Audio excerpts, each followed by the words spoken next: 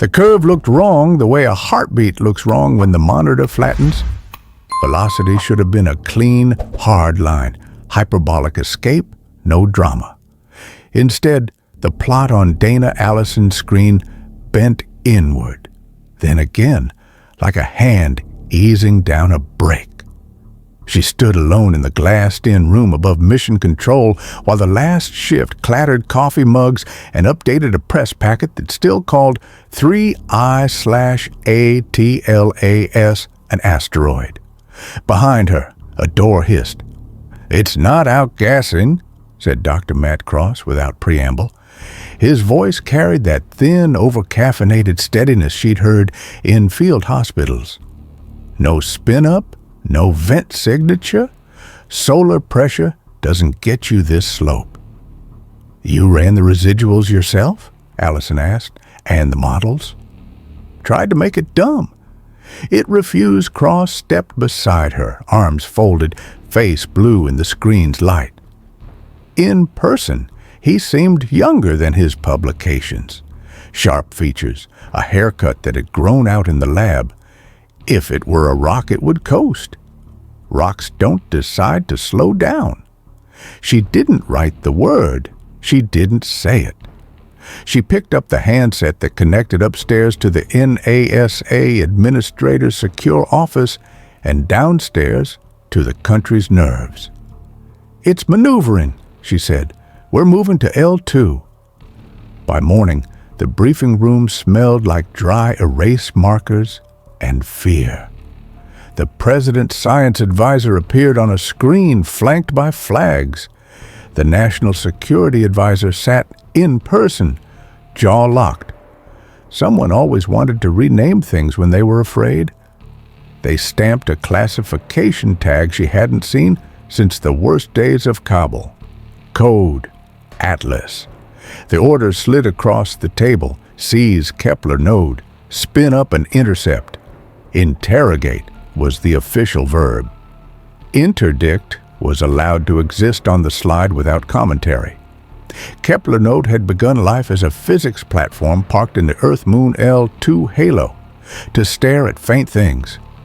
It had become, in the way of all modular hardware, whatever funding required, whatever the moment demanded.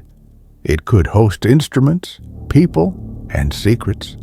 The node hummed old hardware hymns, the kind Allison trusted more than promises. 2 days later, she strapped into the shuttle skiff with Cross and 2 Space Force specialists who wore their calm like borrowed suits. The instrument bay behind them held equipment with friendly names and unfriendly purposes, a magnetospectrometer that doubled as a narrow-beam stunner, LiDAR with firmware that would pick out hull joints from a smear, a ComStack FAT with protocols nobody admitted existed. She read the manifest twice, then read the weather over the Atlantic anyway, an old habit with no relevance in vacuum. They rode the stack through sky that turned thin and then black. Earth uncurled below, blue, clouded, busy. Allison watched until the strap cut into her shoulder and she forced herself to look away. Duty is a set of angles. You keep your eyes inside them. Kepler took them in with stale air and patched panels. The node's crew, skeptical, brilliant, a little possessive, stepped aside without making it look like surrender. Allison nodded to each one. Cross shook hands, then beelined for the instrument room as if his blood lived there. Atlas was a coal chip against the deep, a barely there ember at the edge of Kepler's field. The numbers said it was big. The cameras said it didn't want to be seen. Cross pushed the radar. Returns came back with too many edges and not enough noise. "It's wearing a skin," he said. "Not rock. Something that tells our sensors polite lies." "Metamaterial?" one of the specialists asked. "Something like." "Phase-shifting lattice, variable index." "You get that tessellated texture?" He enlarged a section of the return, revealing repeating planes like scales that weren't quite regular. Looks like it's reconfiguring in real time. Allison listened for the tone that meant fear in a voice like his. She heard it in the swallow after. She clicked the secure line for Washington and gave them adjectives instead of metaphors. Deliberate, smooth, non-ballistic. We're preparing a contact sequence.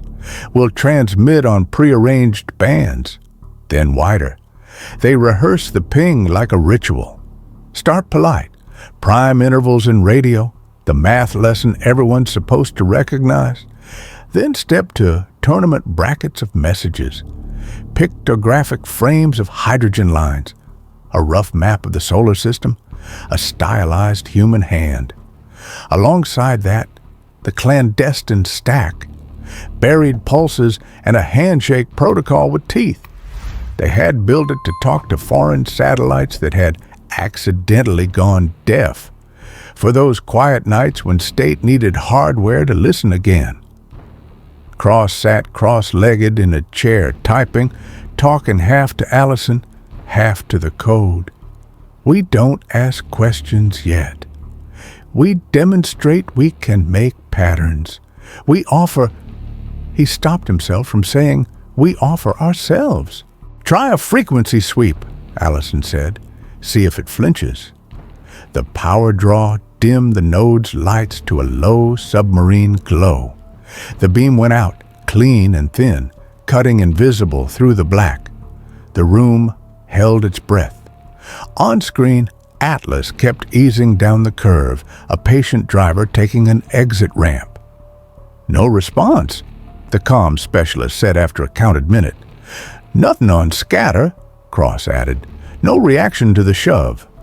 Again, Allison said. Higher power. They climbed the ladder. On the third try, she watched readouts that had been noise settle into a rhythm. The thermal camera caught a glow like a smile drawn too straight. On the ship's night side, a seam unsealed with a motion that did not acknowledge the existence of hinges. The bloom was subtle, only clear if you had stared long enough to know the baseline. Cross leaned in until his forehead nearly touched the screen. He tapped a column. Peaks rose from the line like teeth evenly spaced. Resonant pattern, he said. Carrier frequencies embedded in the thermal? No, not embedded, correlated.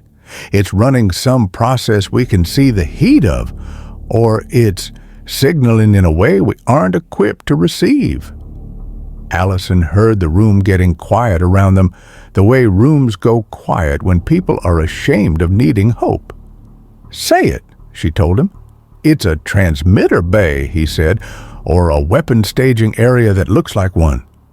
She turned to the external feed. The seam continued to open with the patience of a clock. Nothing came out. The curve on the main plot nudged again toward slower. Washington came back on the line with too many faces. The National Security Advisor wanted confidence levels. The Science Advisor asked whether musical sequences had been tried. A general used the phrase left of boom, as if the universe were a planning cell. The president waited until the others had spent their words. Colonel Allison, he said, what does your experience tell you? That somebody is driving it, she said, and that somebody has not yet decided we exist. We've transmitted, the president asked. Yes, sir. And we will continue. Yes, sir. Rules of engagement? Observe, report, prepare to interdict if it targets infrastructure or population. Her own voice didn't wobble.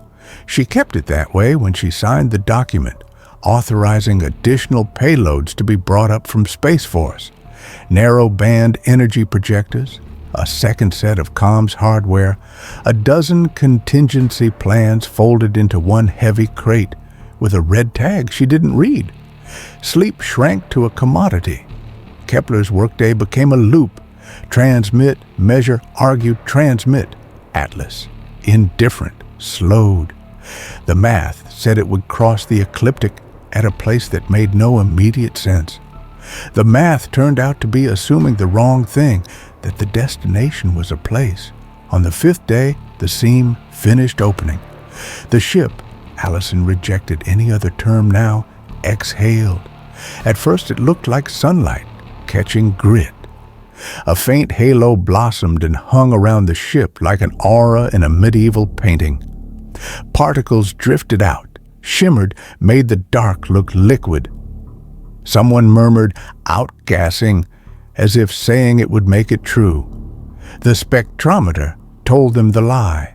No waterline, no volatiles, no familiar breath. Size distribution? Allison asked. Cross ran the curve and didn't answer for a beat too long. Submicron to micron, it's adjusting. The distribution is changing as it leaves the bay. Adjusting to what? Local conditions, radiation, field lines. He licked his lips. The particles are charged. They're surfing the magnetosphere like it's a road map. Vector tracks, Allison said. Now, the wall became a nest of arrows.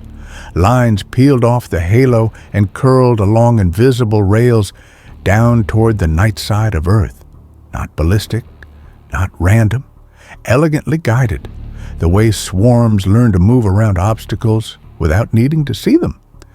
The software tried to give them target sets.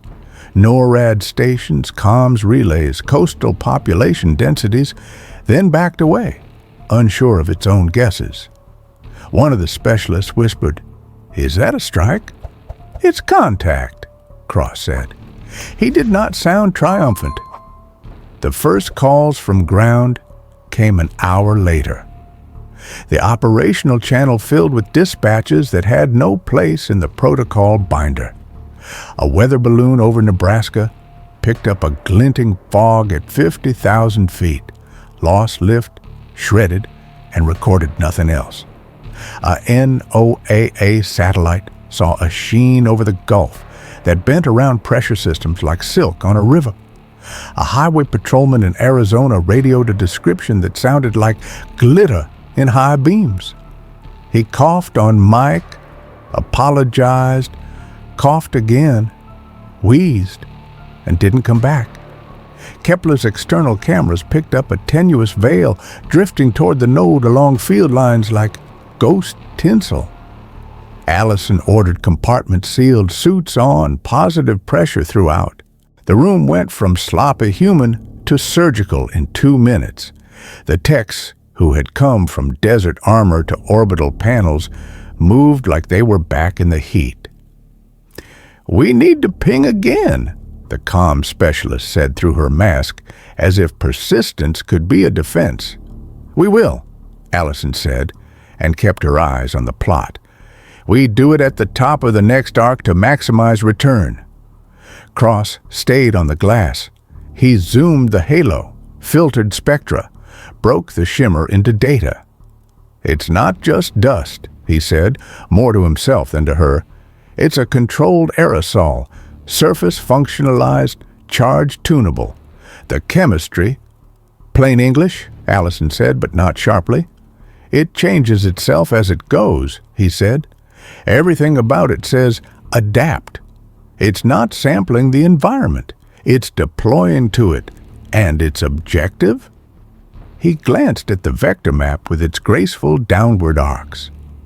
"Earth," he said simply. The second ping went out with more bite. They bled the node for power to make the beam stand up straight. They opened the clandestine stack and yelled with their quietest voice. The seam on Atlas widened in a way she would always think of as casual. No reply came in radio. The reply continued to come in glitter. Washington called again. Different faces, same ties. Some were red-eyed now, some newly composed. The president asked for an options matrix. The general talked about lasers and interceptors, about ionizing the air and building walls of heat. Someone from the science side suggested music again and didn't smile when no one laughed. "Colonel," the president said finally, "is there a point beyond which you can't help us from up there?" "Yes, sir," Allison said. "If it doesn't talk but continues to act, our angle of influence shrinks to near zero." "Then use it now." "We have." He nodded once. "Keep going." They kept going. The node's coils hummed hot. The halo thickened. Cross stopped narrating out loud because his breath was running short. He wrote on a tablet arrows and equations and a phrase he boxed 3 times. Directional deposition. The dust didn't blanket. It threaded. It sought.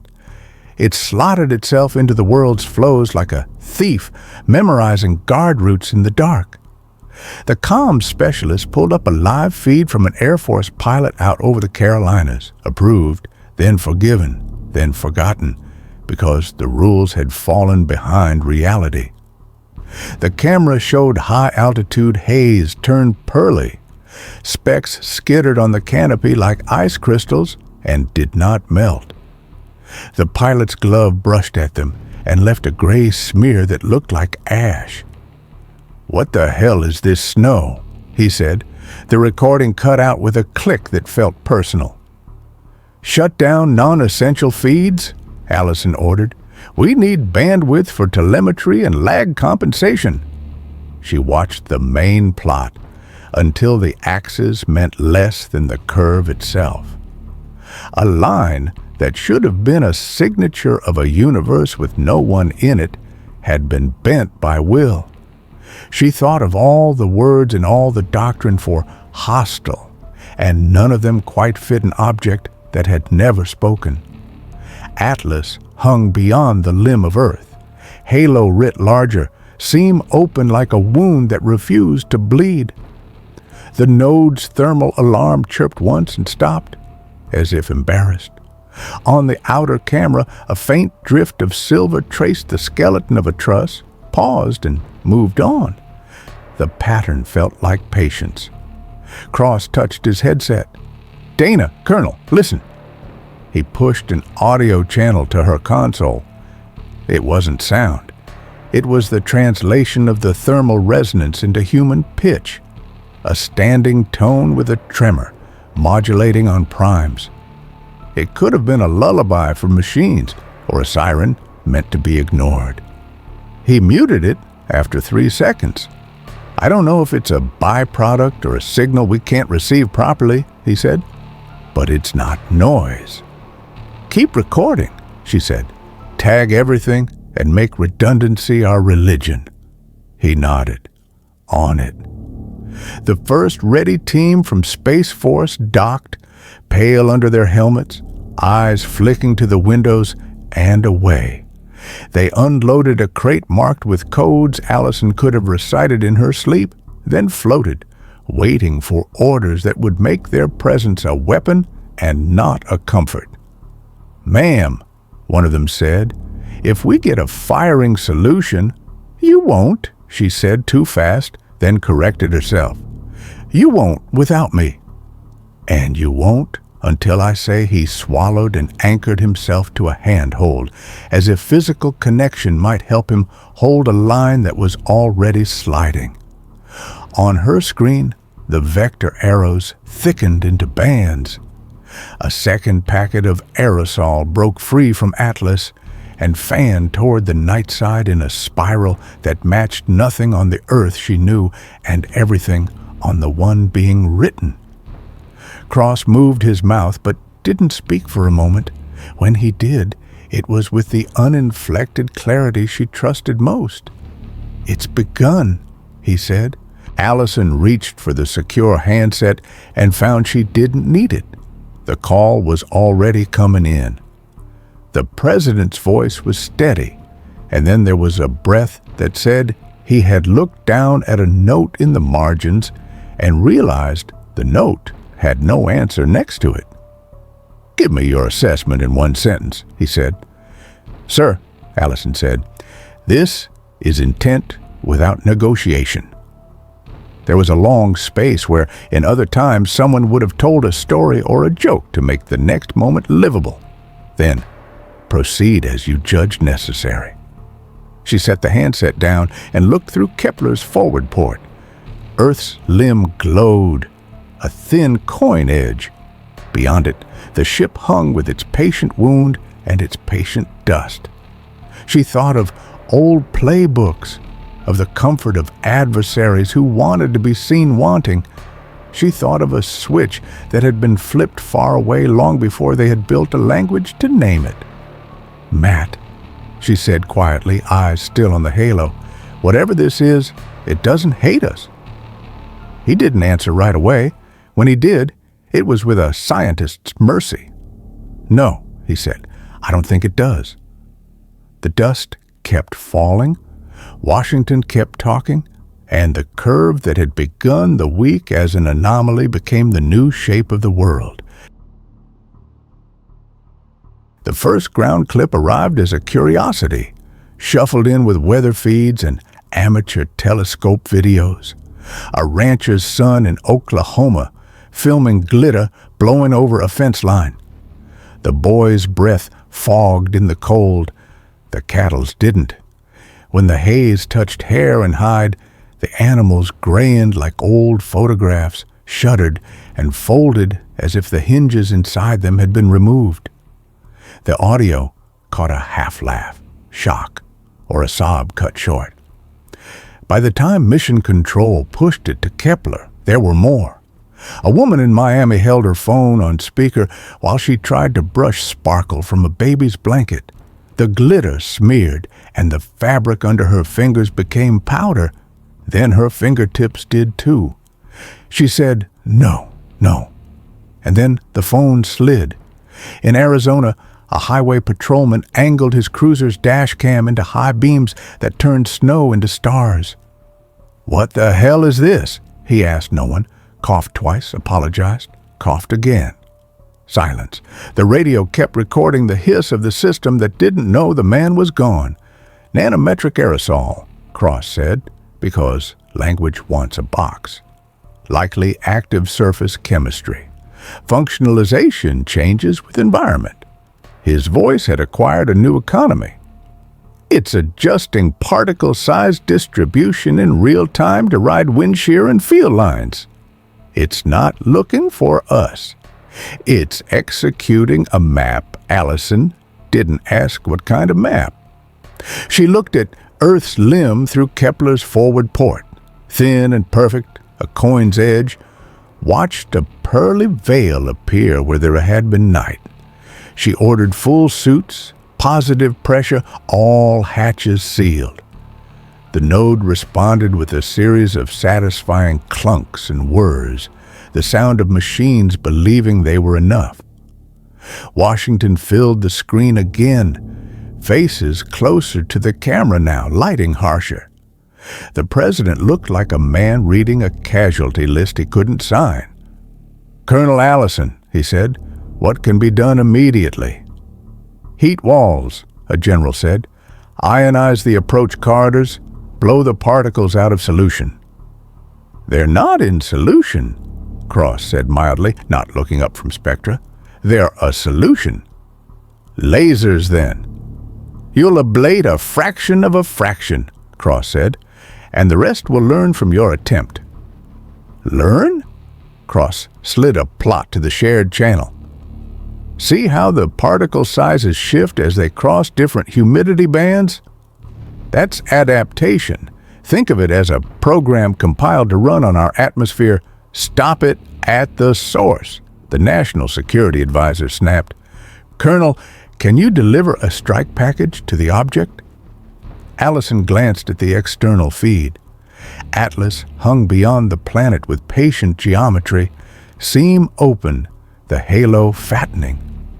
"We don't have a firing solution," she said. "We have a shape and an intention we can't negotiate with." "Then negotiate anyway," someone said. "Music, signals, we discussed this." "We're transmitting," Allison said. No response. "We increased power. It opened a bay, cause and effect." the NSA said quickly. Correlation, Cross corrected, then stopped himself from saying more because the video from Massachusetts came in, a hospital ward under fluorescent light becoming winter quiet while nurses tried wet towels, masks, prayers. The dust drifted through the HVAC like it had read the schematics. On the node, external cameras caught the first whisper of silver moving along a truss arm, a frost that wasn't cold, not yet.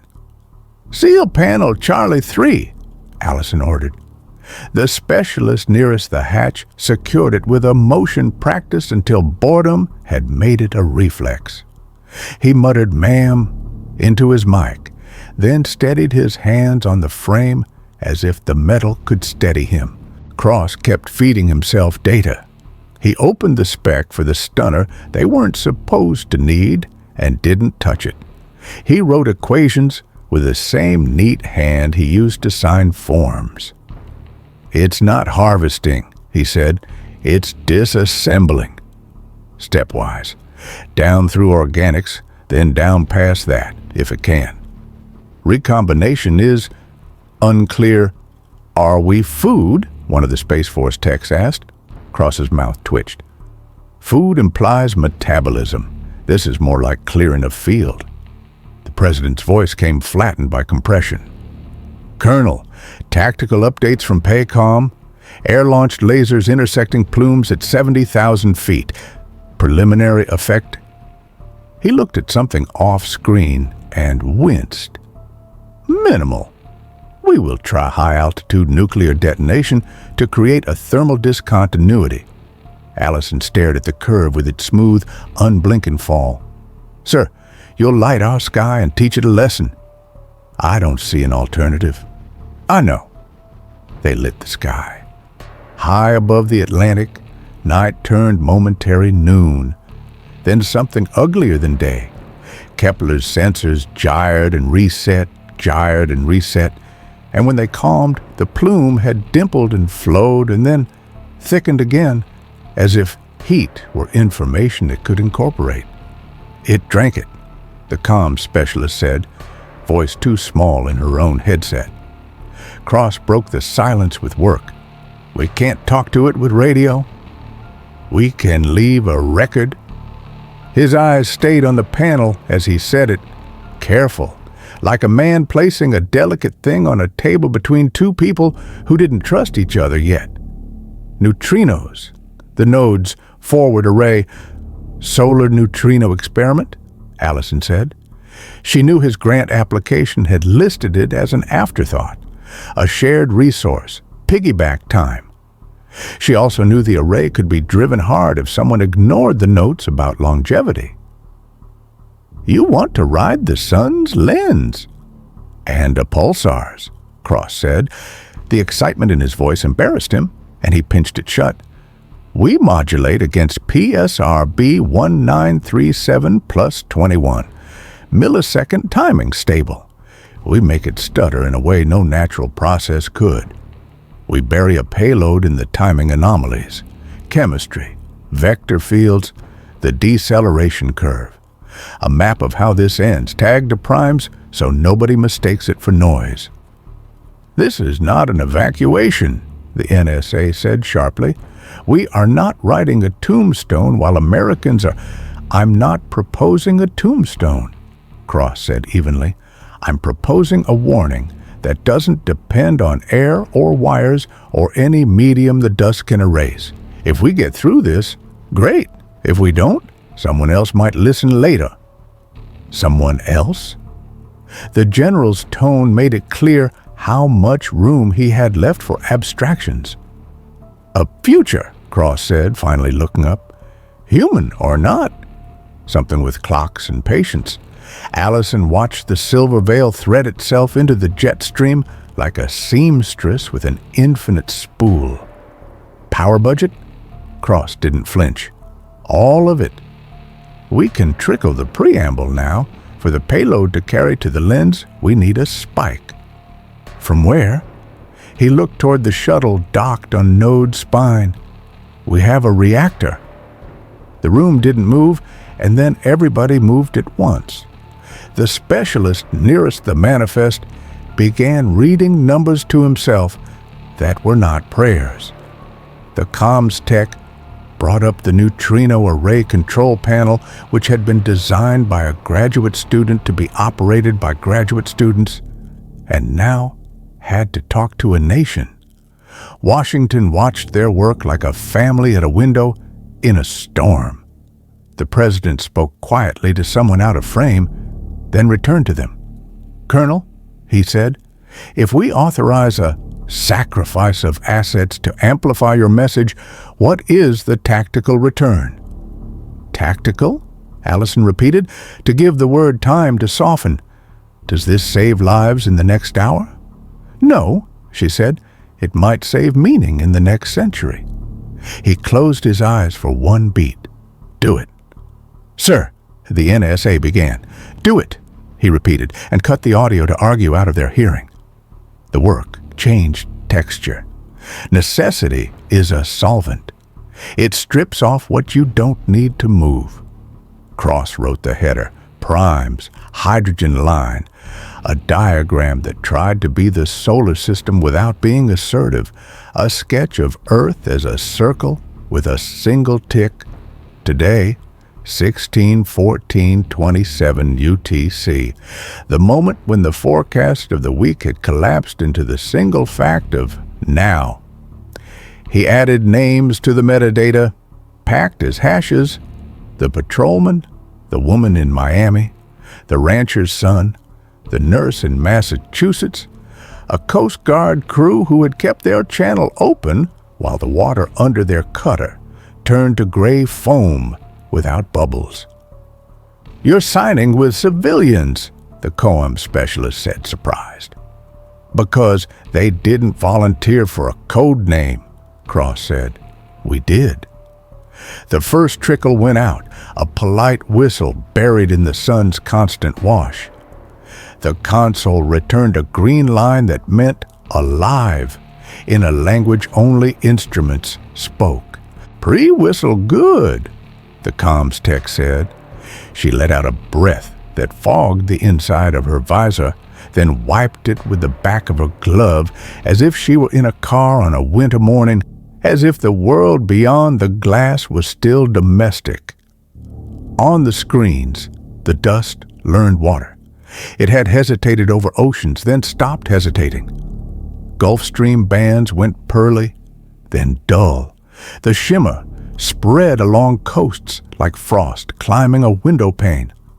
A weather satellite sent back a frame of a cyclone in the mid-Atlantic that had been a brute of a storm an hour before.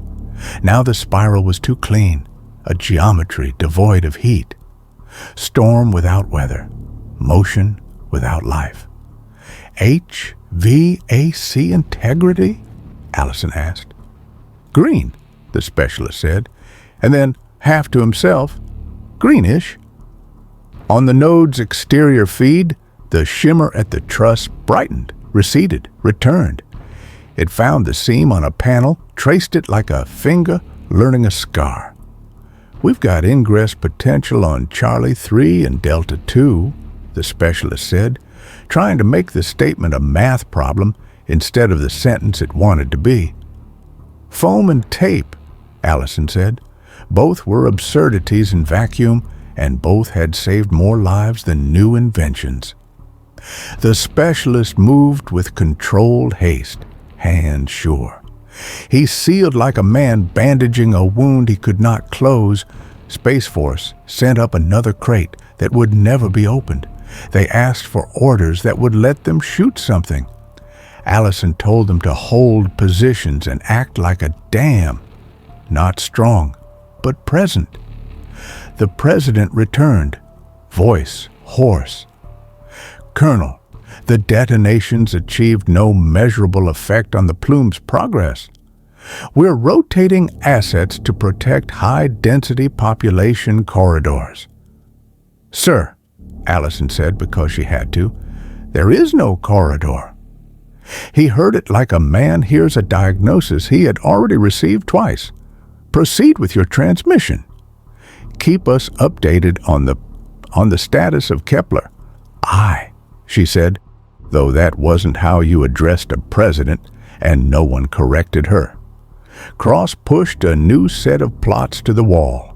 Magnetic field lines, particle charge distributions, a simplified sketch of what the dust was doing in the presence of Earth's magnetosphere. It was surfing. It was using the planet's own structure to draw itself toward everything that smelled like life. It wasn't hunting. Hunting implies surprise. This was administration. "We should assume it will come here," Cross said, not bothering to soften the verb. "We need to finish the header and lock the modulation scheme before we lose power." "Plan the spike," Allison said. "Walk me through the detachment sequence." She expected him to argue. He didn't. He showed her the way Skiff's reactor could be brought to an ungraceful end as near to ATLAS as the shuttle's skin would allow. He pointed at interlocks to cut, at safeties to ignore, at the small, dumb parts that keep big, smart machines from killing themselves, and how to persuade those parts to stand down. He narrated like a teacher in a lab where undergraduates could lose fingers. "Remote?" she asked. "We can try," he said. "We shouldn't plan on it." "The envelope?" He didn't finish. They both looked at the truss again. The silver had found a new seam. She set her palm flat on the console as if she could feel the node's old bones through polymer and glove. "If the control link fails, someone rides it." "I'll go," he said. "You'll finish the message," she said. "I can write on the way." "You'll finish the message," she repeated, and watched him obey the tone instead of the logic. Command isn't always argument.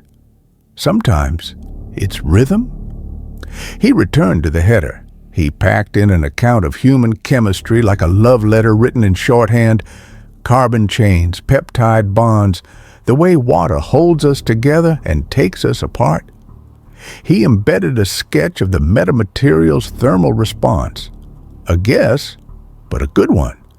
He added the deceleration curve, what had started this, because it was the most human part of the whole thing, a choice. Messages from ground came with fewer words now and more video of air that sparkled and didn't feel like air anymore.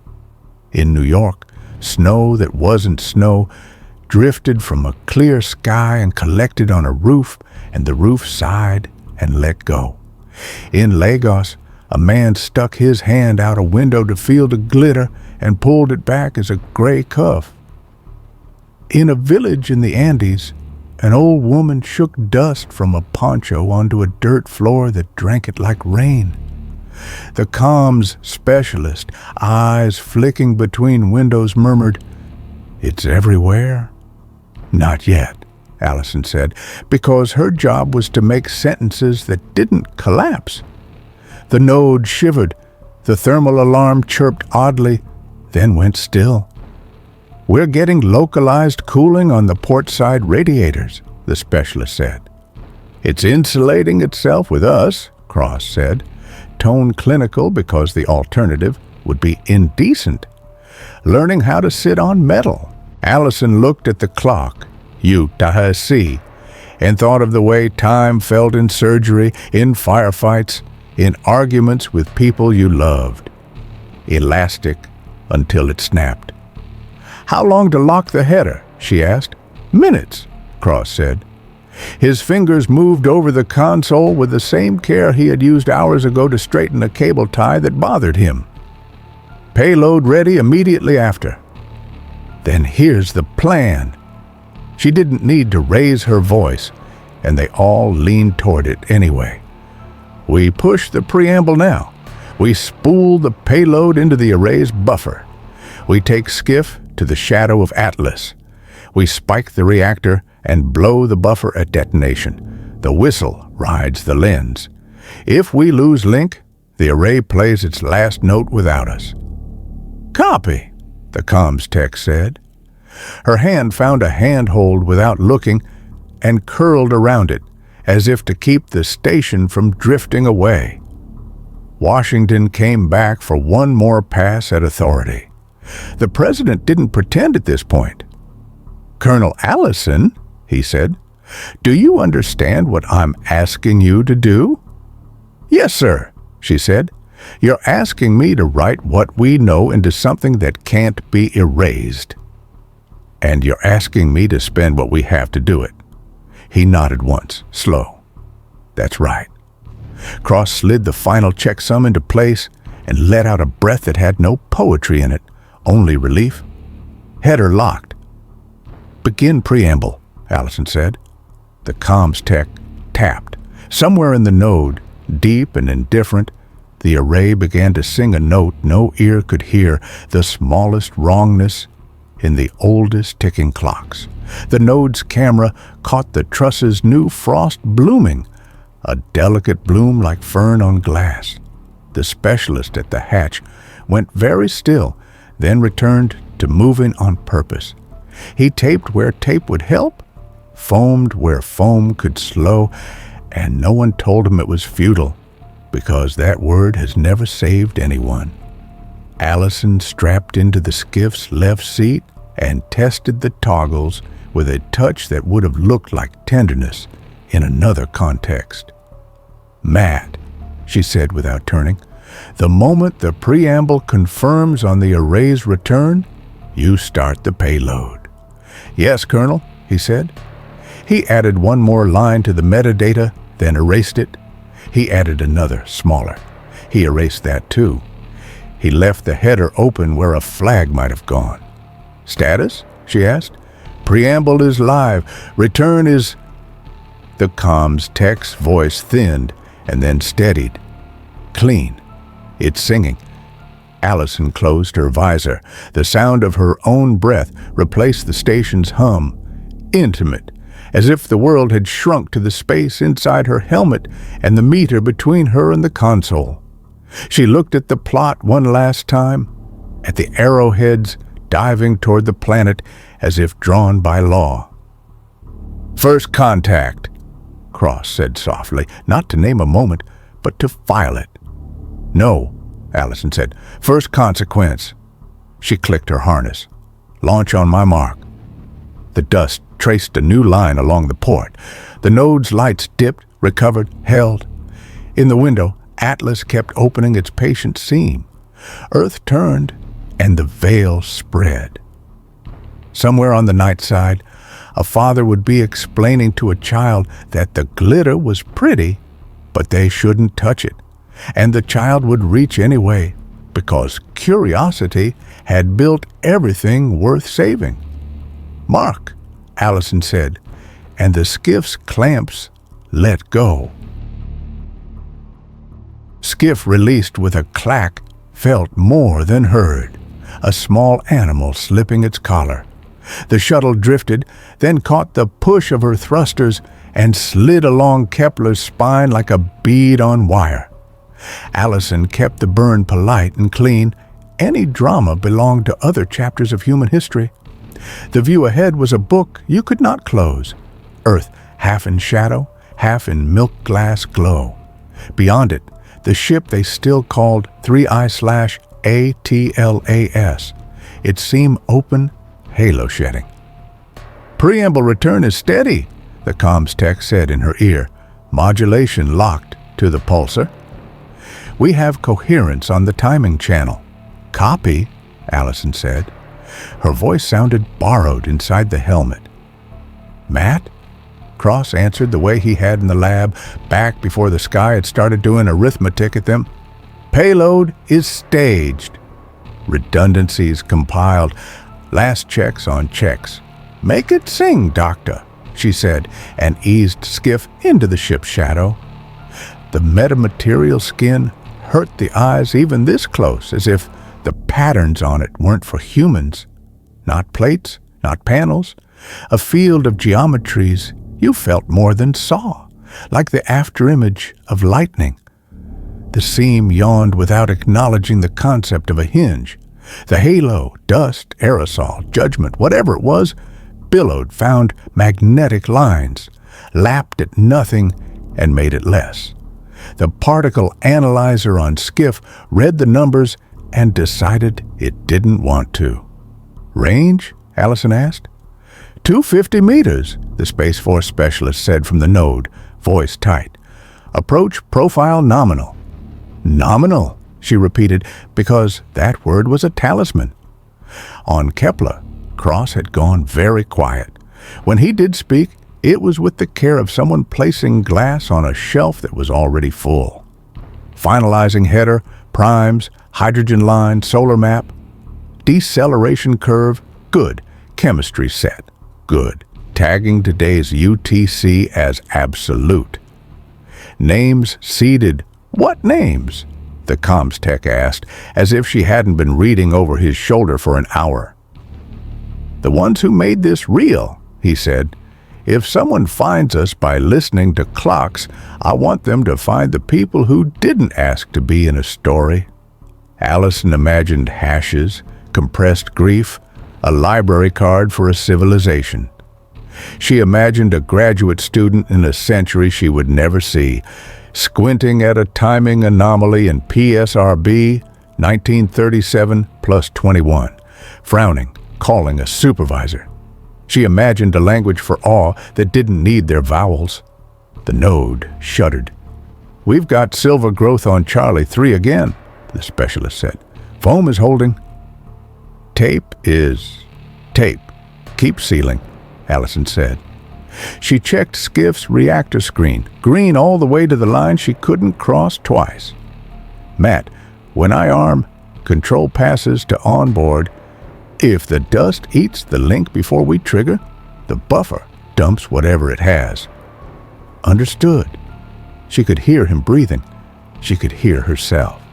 Inside the suit, inside the shuttle, inside a story that had started with a curve drawn wrong. Dana, Colonel, Cross said suddenly, and the title caught on the edge of the other name like cloth on a nail. We should talk about the header's flag line.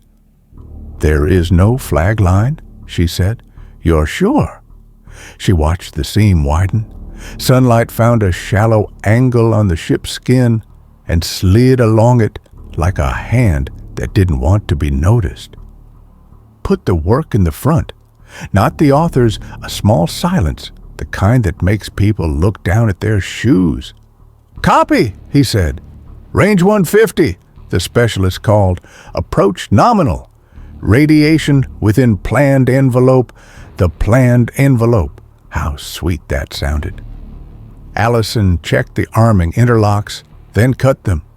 She thought of routines, brushing her teeth with the faucet running, lighting the stove with a match instead of the clicker, checking the porch twice before bed because sometimes memory lies. She thought of the house in Virginia she hadn't sold, because you don't sell the last place your life felt ordinary. She thought of the woman who had slept on the couch with the TV's blue light on her face, the way she had always left a glass of water on the table for morning. Payload is loaded, Cross said.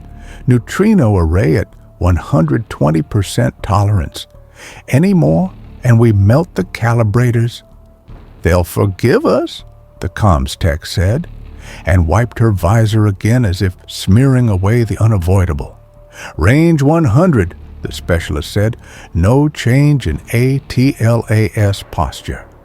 Because we do not register as posture, Allison said. We are a transaction cost. The node's environmental panel chimed once, an embarrassed noise. We're seeing pressure anomalies in port 2, the specialist said. Local condensation on interior surfaces. No breach yet. Seal, reseal, Allison said. Keep the air ours. The earth turned. The veil spread. The band of knot weather slipped over the Midwest like lace. In Lagos, a woman sang to a child while glitter turned her voice smaller, then smaller still. In New York, a man on a roof, brushed his hand through what he still wanted to call snow, and looked surprised that wonder could be the last thing you felt. "Colonel," the president said into her ear, as if he had stepped into the shuttle with her, as if he could see her hands on the toggles. "Proceed." There was nothing else he could give her. She armed Skiff. The screen gave her amber, then green, the indifferent colors that mean consequence. "On my mark," she said. 3, 2, wait, Cross said quick. "The header, one change. Leave the last line open. What was in it?" "A signature we don't need," he said, and she could see the small smile he wore when he won a math argument without betraying the person he loved. "Leave it open," she said, and pushed the toggle. Skiff's little son went from caged to certain. The countdown didn't get numbers. Numbers were dignity, ritual. This was an act. She thumbed the final switch and shoved the throttle, knowing momentum was a superstition, but wanting it anyway. For a moment too short to measure with clocks and too large to keep in a head, the world narrowed to a white that wasn't a color, a noise that wasn't sound. The metamaterial skin crinkled like bark over a kiln.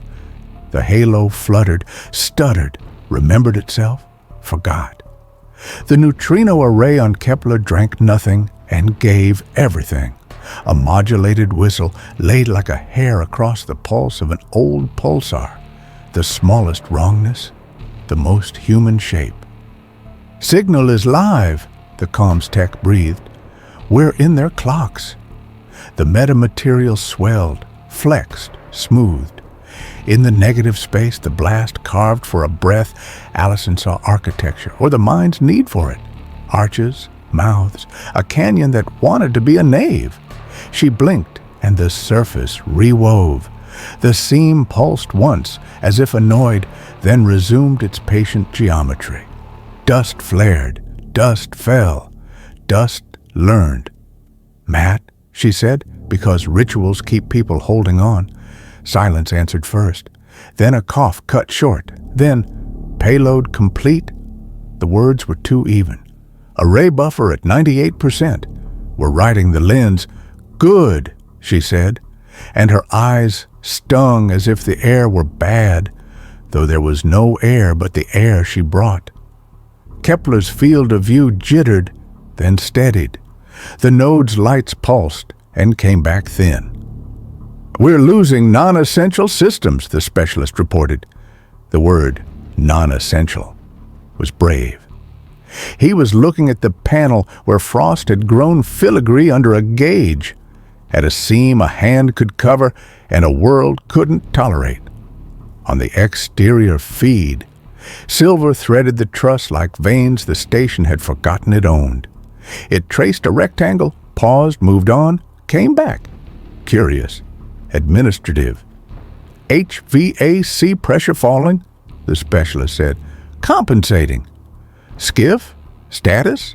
the comms tech asked, and the habit of calling into empty rooms made her voice calm. "Skiff, Allison said. She checked the tape along her glove seam, ridiculous and perfect. It held. "What about you?" "We're still here," the tech said. "And the whistle is still whistling." Cross came back on the line like a man peeking around a door into a church. "There's a second-order modulation I didn't expect. The pulsar's own jitter. We're riding it. We're dancing with it. It's beautiful."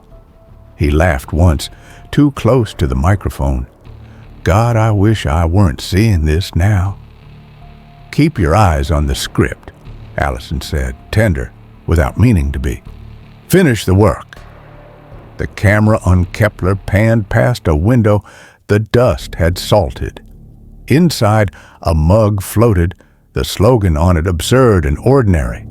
Someone's jacket ballooned near a handhold like a ghost thinking about reaching. The specialist's glove entered frame, taped, sure. He pressed foam into a seam. the way a farmer patches a fence in a storm and tells himself the cattle remember the property line. "Colonel," the president said, small as a secret in her ear, "if there's anything you want to add to your message." She could have said 100 things, and everyone would have been true and insufficient. "Tell them," she said, and didn't know who them was now that the nation and the species overlapped like paper cutouts. "We did not wait to be hurt to become generous." He was quiet a long time. "I will." Skiff's panel chimed. Not alarm, acknowledgement. The charge had reached the place where numbers stopped meaning.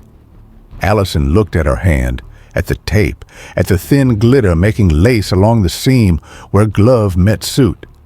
She felt a cold like a rumor. She pressed her fingers together and they obeyed. "Array buffer at 100, the comms tech said. "Dumping payload now." There was no sound. If there had been, it would have been the smallest hiccup in the oldest ticking. There was no sound. If there had been, it would have been the smallest hiccup in the oldest ticking. Somewhere beyond this sky, a dot that had blinked on time for longer than the human brain could pretend to hold, gave a fraction of a breath wrong, then right, wrong, right. Prime, curve, chemistry, names. Somewhere, someday, a student would ask their advisor if the pulsar had cleared its throat. "Dana," Cross said softly. "Colonel," she corrected, just to keep the pattern complete. "Report." "Message is away," he said.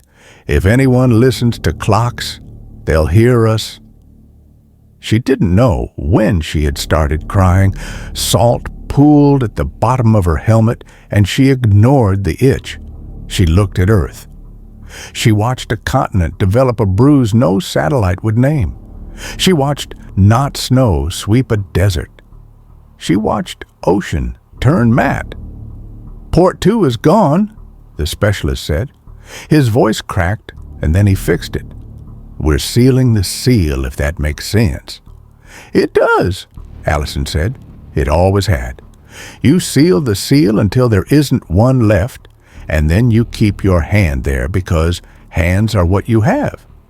"Skiff," the comms tech said, "because saying the name holds people upright. We still have you." "I'm here," Allison said, "and so are you." The dust found a line inside her wrist, a seam the tape had missed, or that hadn't existed 5 minutes ago. It drew a ring around her like a wedding from the wrong church. Cold bit with interest. She pictured the woman on the couch, the glass of water on the table, the morning light that would not come the way light had always promised to come. She pictured a ceremony no one would hold, a flag no one would fold, not because there was no nation left, but because paper had become idea, and ideas had to travel without ships. "Whatever you're seeing," she told the future she had written into a star, "we were loud and curious and clumsy, and we loved each other." "Colonel," Cross said, and it wasn't a report. It was gratitude or apology or both. "Doctor," she answered, and smiled because form matters. The seam on Atlas breathed, if that's what you call emotion without lungs. The halo thickened. The dust continued its administrative miracle. The ship did not hate them. Hate is a narrative. This was a law. "Signal remains live," the comms tech said, and no one told her she had started to hum under her words, a tune with 3 notes, the kind you sing to remember the line you were tracing. Allison watched the panel blur as the cold climbed. She laid her hand flat against it and left a print in powder that labeled nothing. She thought of the first time she had been allowed to fly. The way the runway had been so straight, it made the world seem admirably organized. She thought of the last war she had left, how she had promised herself never to confuse endings with solutions. She thought of Cross, neat handwriting, duct-taped cryostat, the boyish grin that had got rarer and more valuable in the application to grants and the acceptance of medals. "Skiff," the specialist said, voice small now because the room around him had gotten smaller. "Thank you. Do your job," she said. "Keep the air yours."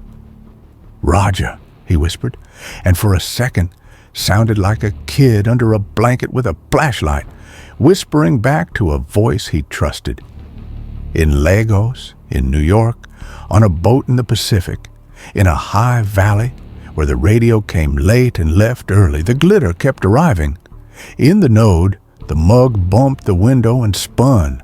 On Atlas, the seam resettled, and the metrics that had been shock became baseline. There was a choice to end with poetry or with inventory. She chose neither. "There is no salvation here," Allison said into the loop, as if it were a courtroom and she were putting something on the record. "There is only a record." The cold reached her throat. Breathing narrowed to the work of it. She kept her eyes open, and the ship's skin held them as a mirror until she wasn't in it. The last thing she felt like hers was the stiffness in her jaw before she forced it to unclench. "Whoever you are," Cross whispered into a world that had stopped caring about whispering, "we tried." The neutrino array finished singing. The pulsar kept time. The dust kept falling.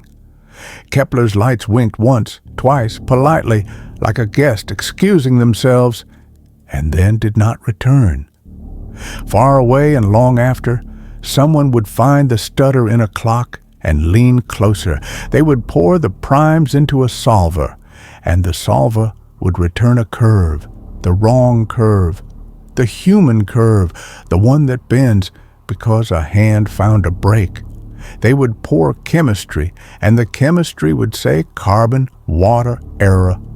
They would pour names, and the names would refuse to be translated and still be understood.